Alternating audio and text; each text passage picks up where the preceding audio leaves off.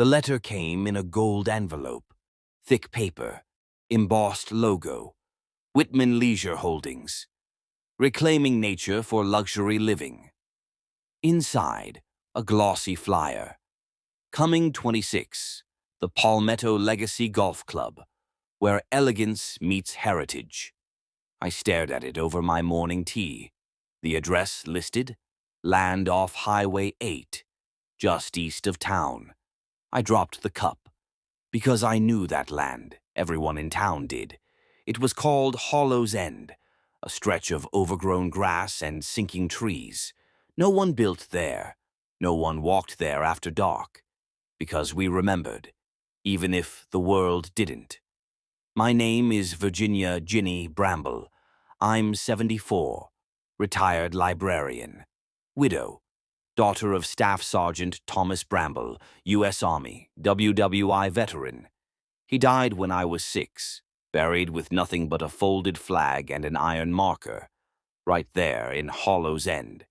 There was a cemetery there once, small, forgotten, but real, a place where poor veterans, black, white, and everything in between, were buried when no one else would take them. It wasn't fancy, just wooden crosses, old iron plaques, a few headstones for those whose families could afford them.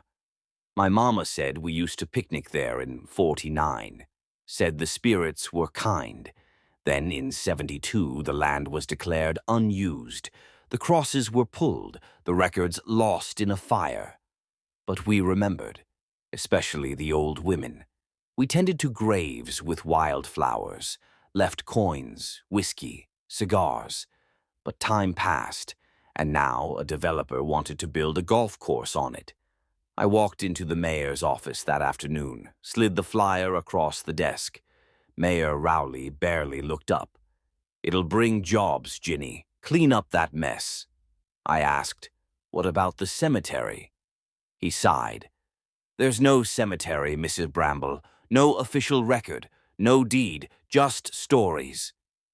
But I had more than stories. I had my father's journal. That night I pulled it from the trunk under my bed. Brown leather, faded ink. Inside, a page from 1938. They laid Corporal Johnson next to me today. Quiet man, shell shock, no family. I promised I'd remember. Next entry. A boy from Georgia buried under the willow. Shot himself in '35. They didn't write his name. 67 names in total. Written by hand. Rank. Year. Cause of death. All buried in Hollow's End. And now, some man in a suit wanted to dig it up for a spa and driving range. Next morning, I went to the construction site. Bulldozers, survey flags, men in yellow vests.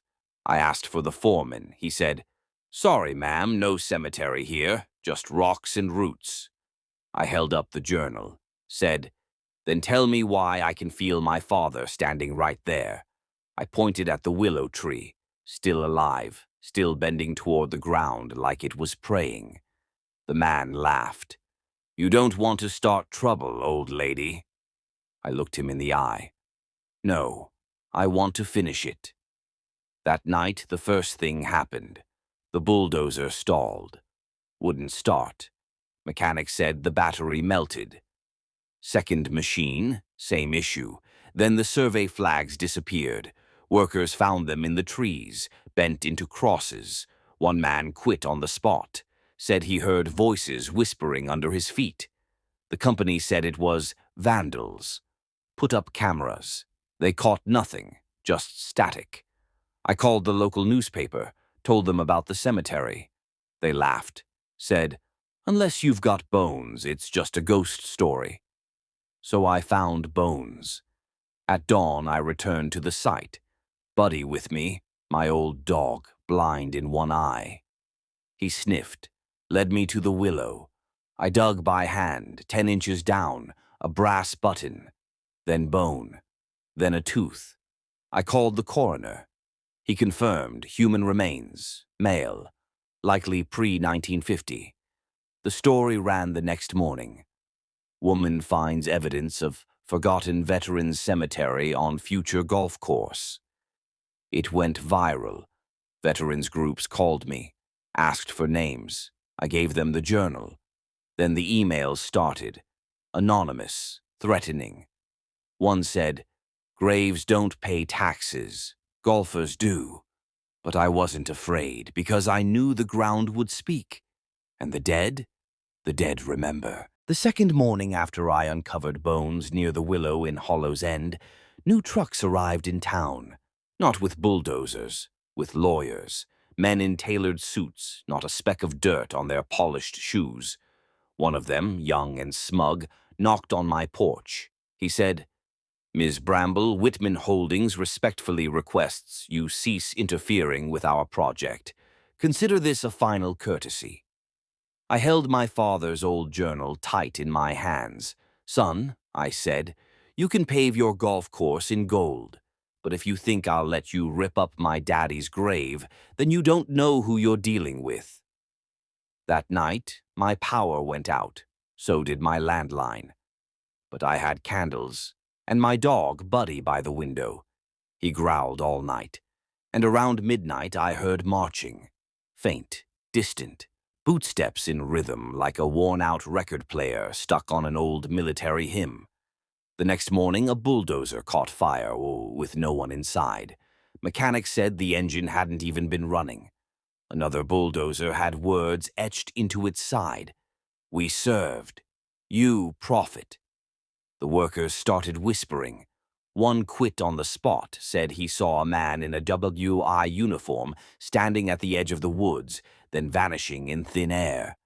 Another claimed he heard his own name whispered from the trees, and a man who lived nearby told me, "Every night at 2:30 my dishes rattle and it smells like pipe tobacco."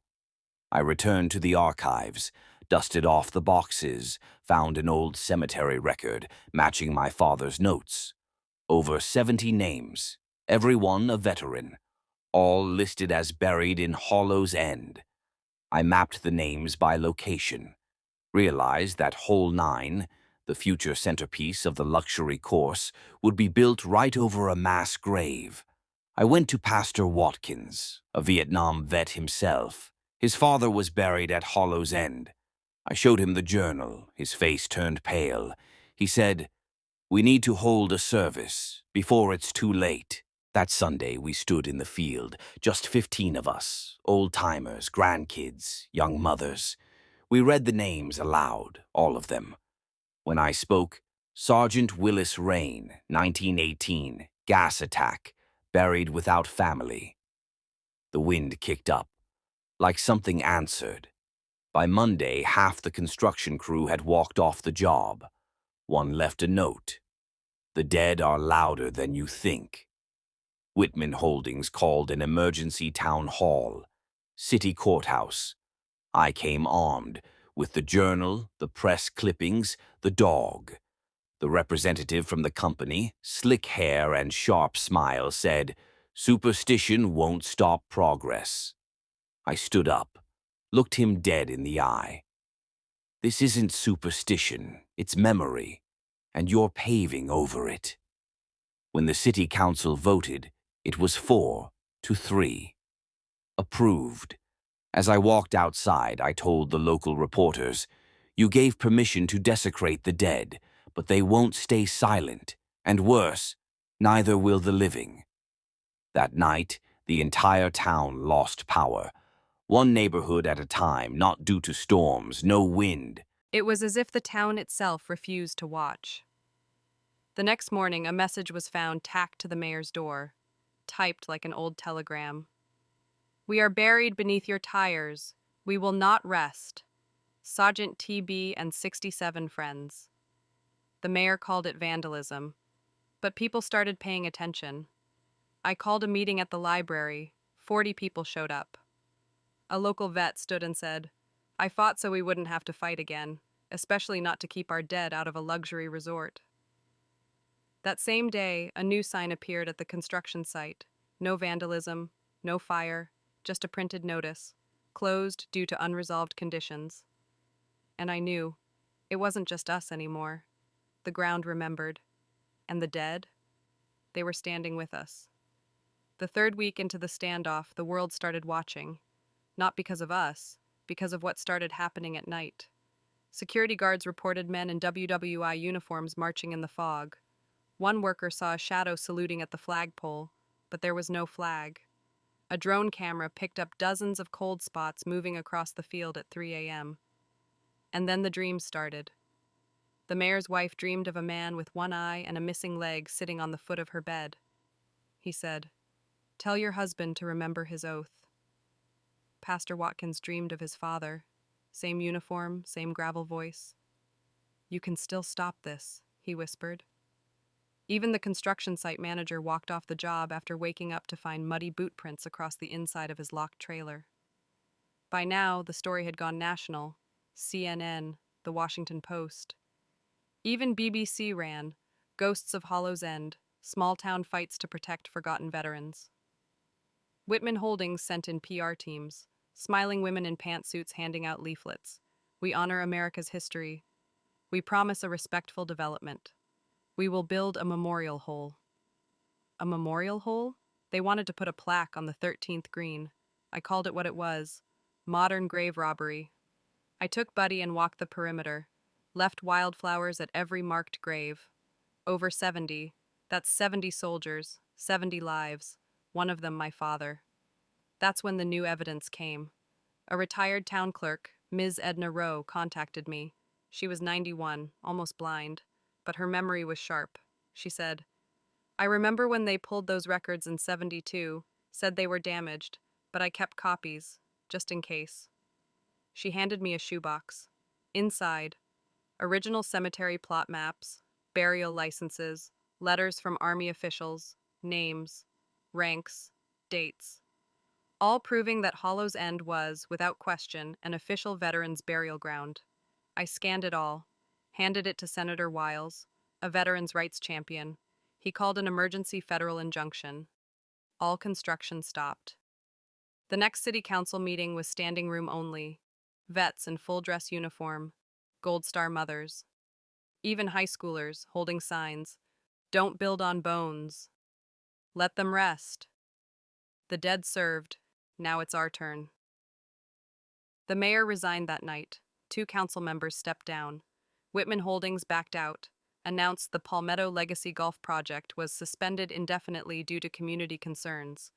Their stock dropped 19% in a week. The land? Returned to the county. Declared a protected federal memorial site. They built a walkway, benches, raised flags from every branch, put names on black granite, all 73 of them. At the opening ceremony, I spoke last. I stood beneath the willow tree, Buddy at my side, journalists, vets, children, all silent, listening. This isn't just about ghosts. This is about memory. You don't forget the people who held a gun so you could hold a pen. You don't bury them twice. I paused, looked at the crowd. They asked for nothing. We gave them silence, but they found their voice, and now we've finally listened. As I stepped away, the breeze shifted. The willow leaves rustled, and I swear, in the hush, I heard my father's voice. "You brought us home." That night, I sat on my porch. The town was quiet, peaceful. The land at Hollow's End still and untouched. Buddy raised his head once, stared toward the trees, wagged his tail, slow, once, and rested. We didn't just save graves, we saved a promise. And I know now, when you honor the forgotten, you don't walk alone. Thank you for watching. If you want to get more that kind of stories, press like and check out our channel.